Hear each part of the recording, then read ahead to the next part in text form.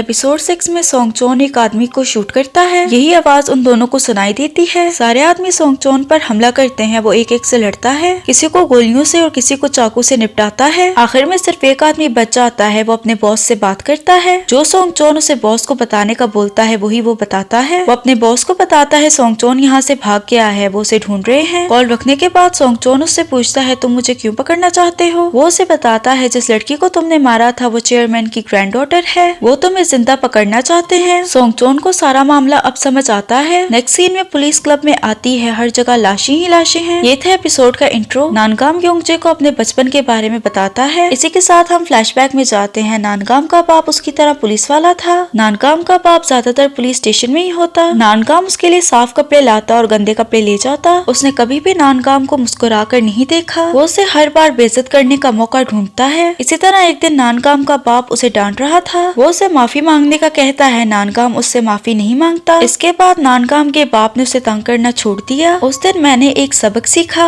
अगर तुम चाहते हो किसी की पावर तुम पर ना हो तो ऐसा रिएक्शन मत दो जैसा रिएक्शन वो तुमसे निकलवाना चाहते हैं। वो योंगजे के पास बैठकर यही सारी बातें सोच रहा था। नानगाम रेक्स को डॉग शेल्टर लेकर आता है। रेक्स को ट्रेन किया जाएगा और उसकी टेस्टिंग होगी, इसे कोई रख सकता है या नहीं। उसके बाद रेक्स के लिए नया ओनर ढूंढा जाएगा। क्लब के हुए इंसिडेंट के बारे में इन्वेस्टिगेशन होती है। आसपास के शॉप ओनर्स ने गन की आवाज सुनकर पुलिस को इन्फॉर्म किया। क्लब के बाहर लगे सीसीटीवी कैमरास को चेक किया जाता है। फुटेज में तांग और रॉबिन भी कैप्चर हुए हैं। इसके अलावा बुयन कंस्ट्रक्शन के आदमी भी। नानगाम को समझ आ जाती है रॉबिन ने उनसे मदद मांगी होगी। लड़की को सीसीटीवी कैमरा में सोंगचोन दिख जाता है। वो ऐसे एरिया में है जहाँ ज्यादा सीसीटीवी कैमरास नहीं है। पुलिस उस एरिया में जाकर उसे ढूंढने लगती है। एक आदमी पुलिस वालों को बताता है तकरीबन 1 घंटे पहले इसी आदमी को कोई और लोग ढूंढ रहे थे। सोंगचोन छत पे खड़ा होकर पुलिस को देखता है। उसी जगह बुयन कंपनी के लोग भी उसे ढूंढ रहे हैं। सोंगचोन वहाँ से चला जाता है। पुलिस उस कमरे को चेक करती है जहाँ सोंगचोन ठहरा था। उन्हें सोंगचोन के विक्टिम्स के लेटर मिलते हैं। रॉबिन तांग से कहता है तुम टेंशन मत लो, सोंगचोन जल्दी पकड़ा जाएगा। ये दोनों अब कंट्री छोड़कर जा रहे हैं। यहाँ से जाने के बाद ये फ्यूचर के बारे में डिस्कस करेंगे। फेक आइडेंटिटी से वो वहाँ जाएंगे। सब कुछ तैयार है, जल्दी ये लोग यहाँ से निकल जाएंगे। तांग जाने से पहले अपने घर के बाहर आता है। ट्रक पर उसका मिसिंग पोस्टर भी लगा है। उसकी माँ घर से बाहर जाती है। वो अपनी माँ को जाते हुए देखता है। वो चर्च जाकर तांग के लिए रोते हुए प्रे करती है। हमें गुंडों का बॉस पार्किंग लॉट में दिखाया जाता है। सोंगचोन अब इसके पीछे आया है। वो उसे पीटकर चेयरमैन के पते के बारे में पूछता है। पुलिस वाले डिस्कस करते हैं सोंगचोन कहाँ हो सकता है। सोंगचोन आखिरी दफा जहाँ ठहरा था वो बुयोन कंस्ट्रक्शन से 10 मिनट की दूरी पर है। नानगाम को समझ आ जाती है वो चेयरमैन को मारने जाएगा। नानगाम कहता है मुझे यकीन है वो उसे ही मारने जाएगा। दूसरा ऑफिसर कहता है वो इस चीज को इतना आगे लेकर नहीं जाने वाला। नानगाम कहता है मुझे यकीन है वो अभी भी इसी एरिया में है। चेयरमैन प्राइवेट जगह पर है, सोंगचोन वहाँ ही जाएगा। उसका अंदाजा बिल्कुल ठीक है, वो वहाँ ही बैठा है। चेयरमैन को उसने बांधा है। चेयरमैन के साथ जो लड़की थी वो गार्ड्स को बताती है। चेयरमैन 1 घंटा अकेले वक्त गुजारना चाहता है, ये उसने कहा था सोंगचोन के कहने पर। सोंगचोन लड़की को नींद की गोली देकर सोने का बोलता है। वो चेयरमैन पर पूरा होमवर्क करके आया है। वो रिश्वत लेता है, टैक्स पे नहीं करता। इसके अलावा इसने बिल्डिंग गिरवाई थी जिसमें बहुत से लोग मारे गए। इसी वजह से इसने जेल भी काटी है। इसे ज्यादा सजा नहीं मिली क्योंकि इसके बड़े लोगों के साथ ताल्लुकात बहुत अच्छे हैं। सोंगचोन कहता है तुम्हारे जैसे आदमी को देखकर पता चलता है तुम्हारी ग्रैंडडॉटर ऐसी क्यों थी। तुम कल की न्यूज में दिखाए जाओगे। लोग तुम्हें देखकर बोलेंगे जिस इंसान ने भी इसको मारा है वो बहुत महान है। वो उसे अपॉलजी लेटर लिखने का बोलता है। बाहर से आवाजें आती हैं। सोंगचोन चेयरमैन को पकड़ लेता है। नानगाम ने उस पर गन तानी है। दूसरा पुलिस ऑफिसर बाकी पुलिस वालों को इन्फॉर्म करता है। सोंगचोन चेयरमैन को मारने की धमकी देता है और कहता है मैं खुद को पुलिस के हवाले करने ही वाला था। वो बातें करता जा रहा था। नानगाम कहता है हम तुमसे बात करने नहीं आए। अगर चेयरमैन को मार दिया तुम भी जिंदा नहीं बच पाओगे। एक गोली चलाकर वो उसे डराने की कोशिश करता है। सोंगचोन कहता है क्या कभी किसी आदमी को शूट किया है। नानगाम उसके करीब आकर कहता है तुम्हें क्या लगता है मैं नहीं कर पाऊंगा। उसे देखकर सोंगचोन को याद आता है। वो उसके बाप का नाम लेकर कहता है तुम उसके बेटे हो ना। नानगाम को फ्लैशबैक आता है। सोंगचोन उसी पुलिस स्टेशन में काम किया करता था। वो नानगाम को बचपन से जानता है। वो नानगाम की माँ के बारे में पूछता है। नानगाम को पता है उसकी माँ का इसके साथ चक्कर चल रहा है। ये फोन पर बात किया करते थे। सोंगचोन कहता है छोटा नानगाम अब डिटेक्टिव बन गया है। क्यों तुम्हें मुझसे अपने बाप का बदला लेना है। ठीक है गोली चलाओ। नानगाम बहुत कोशिश करता है लेकिन वो उसे गोली नहीं मार पाता। बाकी ऑफिसर्स नानगाम को पीछे करते हैं। सोंगचोन चेयरमैन को मार डालता है। पुलिस उसे पकड़ लेती है। डिटेक्टिव मून उसकी तारीफ करता है। अब तो नानगाम टीवी में आएगा। बातों बातों में वो उससे कहता है तुम्हारा बाप इस हॉस्पिटल में है ना, हम उसे पुलिस हॉस्पिटल में ट्रांसफर करेंगे, ये मेरी तरफ से तुम्हारे लिए तोहफा है। इन दोनों की बातें सोंगचोन सुन रहा था। नानकाम गाड़ी में बैठकर रोने लगता है। रॉबिन और तांग रात को गाड़ी में ही सोने की कोशिश करते हैं। दोनों को नींद नहीं आती। रॉबिन कहता है जब मैं बहुत छोटा था तब मेरे माँ बाप की मौत हो गई। फ्लैशबैक में रॉबिन सुबह उठता है, वो कमरे के बाहर जाता है। इसके माँ बाप को चोरों ने मार डाला था। वो चोरों से बदला नहीं ले पाया क्योंकि उसे नहीं पता था चोर कौन थे। किसी और ने भी उन्हें ढूंढने की कोशिश नहीं की। उसके बाद रॉबिन को पता चला उसे जस्टिस के लिए पावर की जरूरत है। उसने खुद को स्ट्रॉन्ग बनाने की कोशिश की लेकिन वो इसमें नाकामयाब हुआ। रॉबिन कहता है मैं कमजोर था, मैंने डिसाइड किया मैं पावर को बोरो करूंगा। सोंगचोन को जेल ले जाया जा रहा था। वो पुलिस वालों को कहता है मेरी हथकड़ियां बहुत टाइट हैं, इनकी वजह से मुझे सही से सांस नहीं आ रही, इन्हें थोड़ा लूज करो। पुलिस वाले उसकी बात नहीं सुनते। वो उन्हें अपना हाथ दिखाता है। मुझे डायबिटीज है। वो सांस बंद होने का नाटक करता है। हथकड़ी लूज करने के लिए पुलिस वाला हथकड़ी खोलता है। हथकड़ी खुलते ही वो एक पुलिस वाले का कान चबाता है। सबको पीटते हुए वो गाड़ी को क्रैश करवाता है। अपना बैग और पुलिस वाले की गन लेकर वो गाड़ी से निकलता है। अगली सुबह सोंगचोन के भागने की न्यूज दिखाई जाती है। ये न्यूज तांग और रॉबिन देख रहे थे। रॉबिन कहता है टेंशन मत लो, हम लोग इससे भी सेफ जगह पर जाएंगे। इन्हें सरप्राइज मिलता है, पुलिस इन्हें भी ढूंढ रही है। उन्हें लगता है वो सोंगचोन की मदद किया करते थे। सोंगचोन के साथ मिलकर ये मर्डर प्लान्स किया करते थे। लास्ट में मी योंग क्योंगवान को ये खबर दिखाती है। इसका रिएक्शन देखने वाला था। तांग की बहन योंग की शादी हो गई है, उसे भी ये खबर पता चलती है। तांग की माँ खबर सुनकर बेहोश हो जाती है। गाड़ी में तांग को खुद पर बहुत गुस्सा आता है क्योंकि वो खुद कुछ नहीं कर सकता। रॉबिन कहता है हम बोट के जरिए कोरिया से निकलेंगे। वो डेंटिस्ट से मिलता है जो इलीगल तरीके से इन्हें कोरिया से निकालेगा। वो उन्हें कुछ आदमियों से मिलाता है। वो उन्हें बताते हैं वो किस तरह कोरिया छोड़ेंगे। ये बोट से ट्रेवल करेंगे, पैसे बहुत ज्यादा है, लेकिन रॉबिन फिर भी मान जाता है। नानकाम को हॉस्पिटल से कॉल आती है। उसे अपने बाप का ट्रीटमेंट जारी रखना है या नहीं, ये डिसीजन लेना उसके लिए बहुत मुश्किल था। नानकाम अपने बाप का ट्रीटमेंट जारी रखना चाहता है। उसके बाप को वेंटिलेटर पर डाल दिया जाता है। सोंगचोन अपना हाथ देखता है, उसका हाथ और ज्यादा खराब हो गया है। उसकी एक उंगली का नाखून उतर जाता है। इसे देखकर वो हंसने लगता है। सोंगचोन अपना मोबाइल ऑन करके ट्रक में रखता है। उसने बस पुलिस को डिस्ट्रैक्ट करना था। पुलिस के पास उसकी लोकेशन आती है। लोकेशन ट्रेस करके पुलिस ट्रक को रोकती है। चेक करने पर उन्हें सिर्फ सोंगचोन का मोबाइल मिलता है। सोंगचोन यहाँ वहाँ से कपड़े लेकर अपना हुलिया चेंज करता है। वो डेंटिस्ट को पीट कर रॉबिन का पता लगवाता है। वो रॉबिन को कॉल पर कहता है तुम्हें क्या लगा मुझे नहीं पता चलेगा तुम कहाँ जा रहे हो, हमें मीटिंग करनी चाहिए और सान फैक्ट्री में आ जाना। वो कॉल रखता है। वो तांग को इस बारे में नहीं बताता। रॉबिन कहता है हम कार को लेकर नहीं जा सकते, पुलिस हमें पकड़ लेगी, हमें कार यहाँ छोड़कर जानी होगी, आगे तुम वैन में बैठोगे, उसके बाद 10 मिनट बाद पोर्ट आ जाएगा। रॉबिन अपनी चीजें पैक करता है। तांग कहता है क्या तुम नहीं जाओगे?